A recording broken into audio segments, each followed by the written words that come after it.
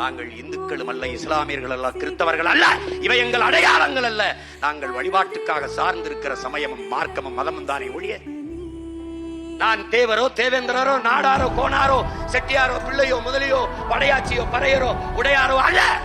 இவையெல்லாம் என் அடையாளங்கள் அல்ல. நாங்கள் சார்ந்திருக்கிற குடிகள், அவ்வளவுதான்.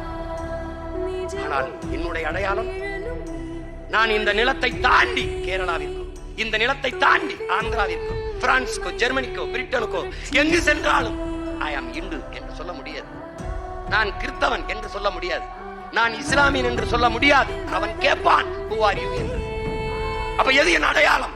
உலகத்தின் எந்த ஓரத்திற்கு சென்றாலும் நான் தமிழன் என்பதுதான் என் அடையாளம்.